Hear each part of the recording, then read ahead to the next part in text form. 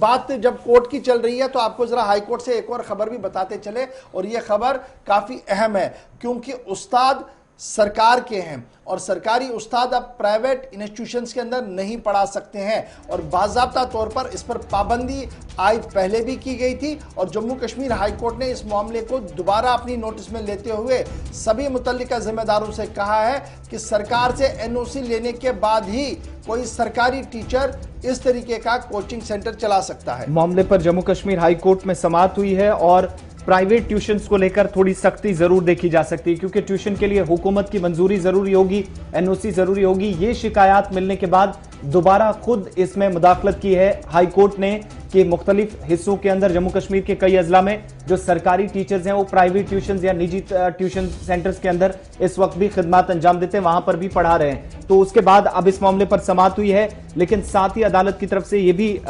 जो tuition centres होंगे उन्हें ये हिदायत दी गई है, जहां जहां पर ये निजी इदारे चलेंगे या निजी ट्यूशन सेंटर्स काम कर रहे हैं उन्हें टोल फ्री नंबर फराहम करने की हिदायत दी गई है, जहां कम से कम इस वक्त जम्मू कश्मीर इंतजामिया को भी हिदायत दी गई है कि वो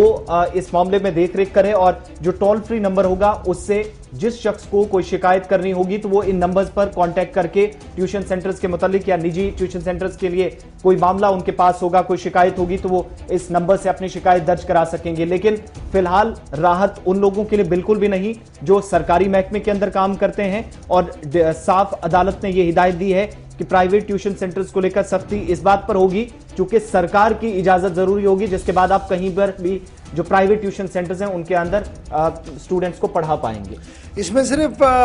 ये जो फ्री टेलीफोन नंबर नहीं दिया गया, टोल फ्री नंबर की बात नहीं कही गई, बल्कि हुक्मनामे में यह भी साफ कर दिया गया कि एक ग्रीवेंस सेल बनाई जाए, एक पोर्टल भी बनाया जाए जिस पर लोग अपनी शिकायत दर्ज करें और उसका अजाला किया जाए। एक तो ये एक साइड से है, और दूसरी बड़ी बात इसमें है कि ये मामला कैसे नोटिस में आया, ये अपने नाजरीन के लिए हम बताते चले कि दो बच्चे हैं, 10वीं और 12वीं जमात का बच्चा है, जिनकी तरफ से पिटीशन फाइल की गई कोर्ट के अंदर, और उनका मानना था कि जो सरकार की तरफ से एक ऑर्डर निकाला गया था मुख्तलिफ सीईओज की तरफ से, जिसमें यह कहा गया था कि सरकारी टीचर चाहे वो लेक्चरर है, मास्टर है या टीचर है, वो जनाब प्राइवेट इंस्टीट्यूशंस के अंदर नहीं पढ़ा सकता है और उन्हें सरकारी निज़ाम के तहत चलना होगा। लेकिन अक्सर इलाकों के अंदर नॉर्थ साउथ सेंटर के अंदर देखा गया है कि जितने भी बड़े छोटे प्राइवेट इंस्टीट्यूशंस हैं वहां पर सरकारी टीचर पढ़ा रहे हैं, क्योंकि उनके पास एक अच्छी खासी तालीमी काबिलियत होती है और वो पढ़ाते हैं। और जब यह मामला उन्होंने वजाहतन कोर्ट के सामने रखा कि किस तरीके से खिलाफ वर्जी हो रही है,